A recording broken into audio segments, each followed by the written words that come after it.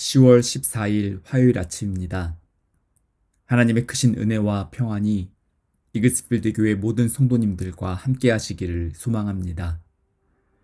오늘 함께 살펴볼 하나님의 말씀은 역대하 25장 1절에서 13절까지의 말씀입니다. 아마샤가 왕위에 오를 때에 나이가 25세라. 예루살렘에서 29년 동안 다스리니라. 그의 어머니의 이름은 여호앗단이요 예루살렘 사람이더라. 아마샤가 여호와께서 보시기에 정직하게 행하기는 하였으나 온전한 마음으로 행하지 아니하였더라. 그의 나라가 굳게 섬에 그의 부왕을 죽인 신하들을 죽였으나 그들의 자녀들은 죽이지 아니하였으니 이는 모세의 율법책에 기록된 대로 함이라.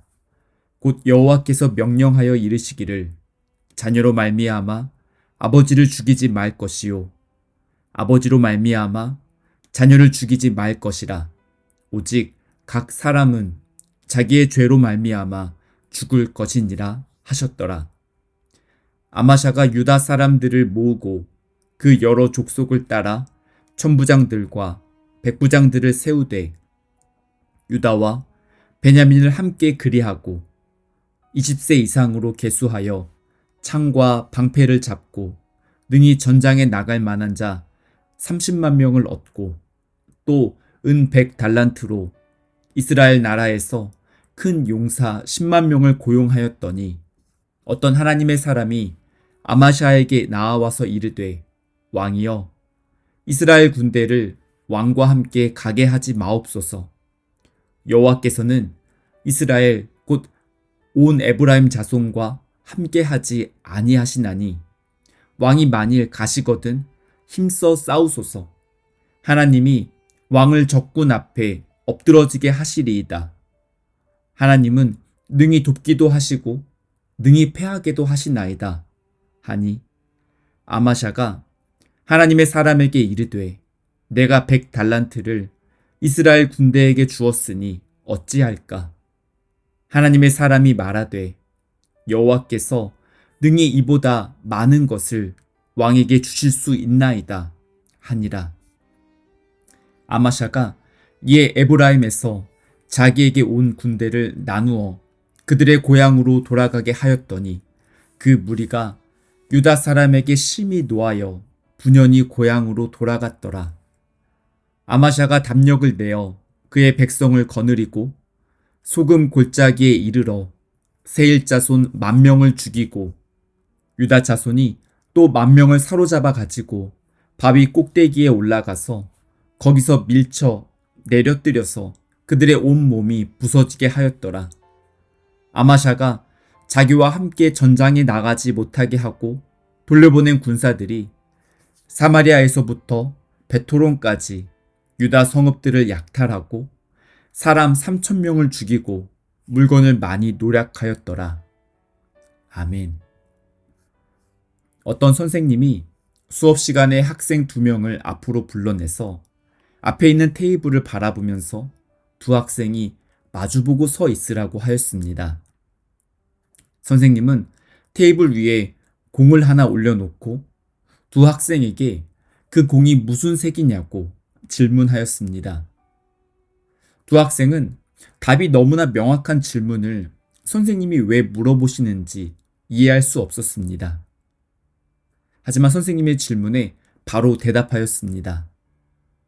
한 학생이 먼저 그 공이 검은색이라고 대답하였습니다. 하지만 다른 학생은 자신의 친구가 장난을 하고 있다고 생각하였습니다. 그 공은 분명 흰색이었기 때문이었습니다. 그 학생은 그 공이 흰색이라고 선생님에게 대답하였습니다. 그 모습을 지켜보고 있었던 교실에 있는 다른 학생들은 웅성거리기 시작하였습니다. 선생님은 이제 두 학생에게 자리를 바꿔서 반대편에 가서 서보라고 하였습니다. 두 학생은 그제서야 그 공이 반쪽은 검은색이고 다른 반쪽은 흰색이라는 사실을 알게 되었습니다. 한쪽의 모습만을 보면서 반대편도 비슷할 것이라고 짐작할 수 있지만 그 선생님은 반대편에는 전혀 다른 모습이 있을 수 있다는 사실을 학생들에게 알려주려고 하였습니다. 오늘 묵상 본문은 요아스의 뒤를 이어서 남유다의 왕위를 이어받았던 아마샤에 대한 말씀을 기록하고 있습니다. 아마샤 왕에 대한 역대기 기자의 평가는 긍정적인 측면과 부정적인 모습이 모두 있다는 점을 보여주고 있습니다. 2절을 보면 아마샤가 여호와께서 보시기에 정직하게 행하기는 하였으나 온전한 마음으로 행하지 아니하였더라 라고 말씀합니다. 전반적으로 봤을 때 아마샤 왕은 여호와 하나님 앞에서 믿음을 지키며 정직하게 살았던 왕으로 평가됩니다. 오늘 본문은 아마샤 왕이 결정적인 순간에 하나님의 말씀에 순종하였던 모습을 보여주고 있습니다. 하지만 내일 본문에서 아마샤 왕은 우상 숭배를 하고 북이스라엘과 무리한 전쟁을 하다가 패배한 모습이 기록되어 있습니다. 마치 한쪽은 흰색으로 되어 있고 반대편은 검은색으로 되어 있는 공의 모습처럼 보입니다. 반쪽짜리 모습만을 보면서 한 사람의 삶에 대해서 온전하게 이해할 수는 없습니다. 오늘 본문에 기록되어 있는 아마샤 왕이 말씀에 순종하는 모습을 살펴보면서 오늘 믿음을 지키며 살아가는 것도 매우 중요하지만 또한 내일이 되었을 때 그 믿음이 변하지 않고 유지하는 것이 소중하다는 사실을 느끼게 됩니다.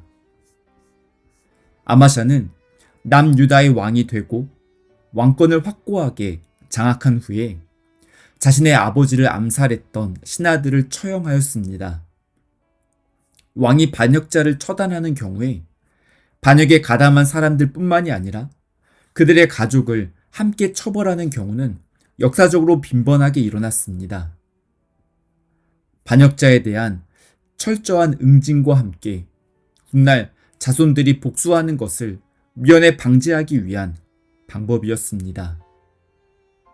하지만 4절 말씀을 보면 아마샤가 반역자들의 자녀들을 죽이지 않았다고 기록하고 있습니다.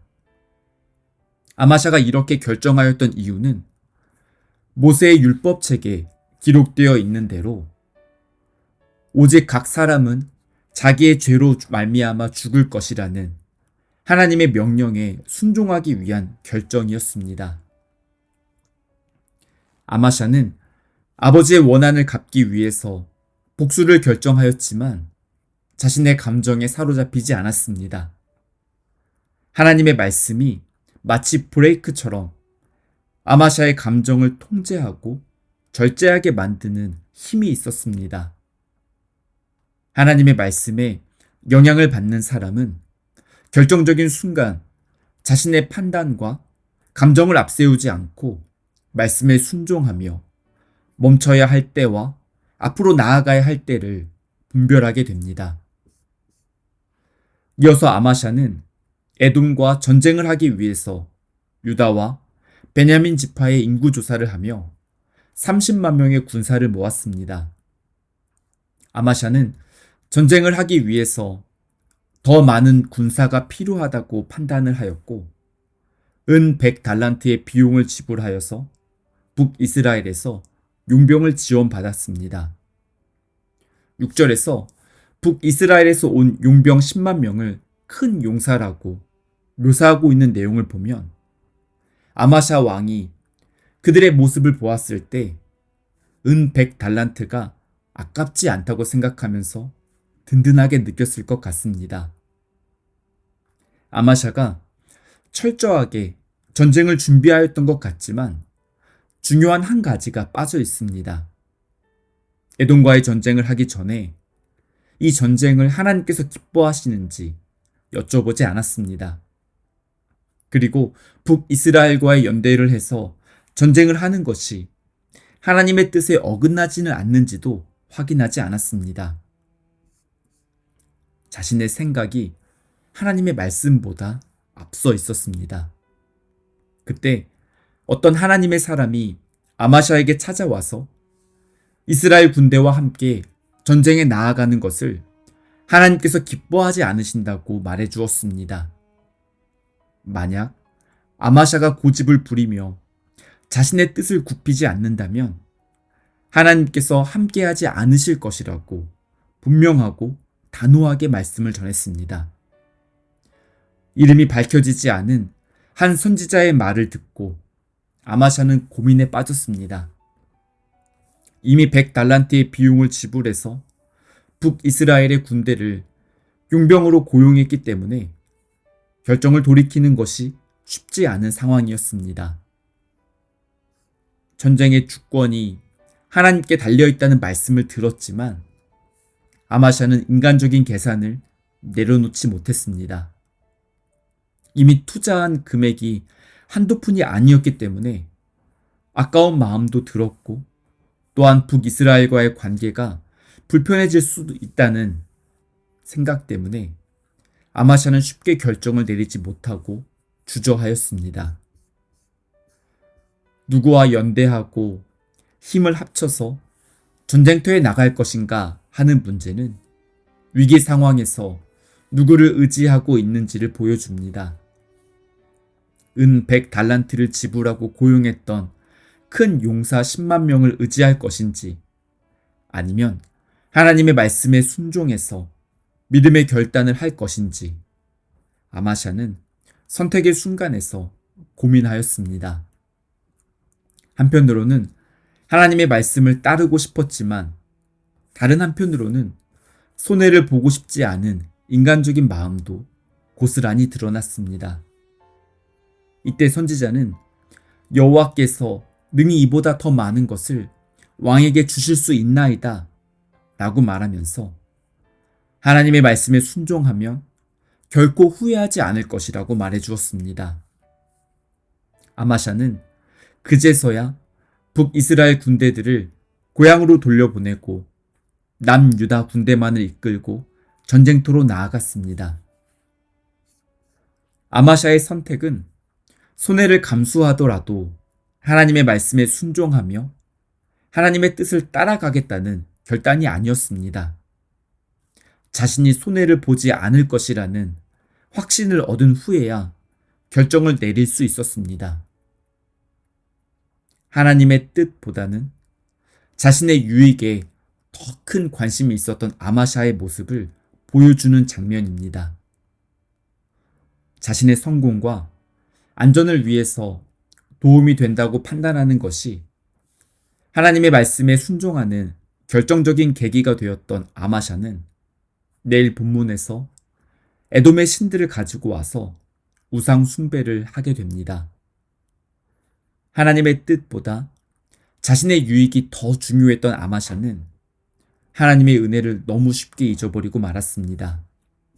북이스라엘 용병들은 전쟁에 참전하지 않고 고향으로 돌아가면서 유다 성읍들을 약탈하였고 3,000명의 유다 백성들을 죽이고 그들의 물건을 빼앗아 갔습니다.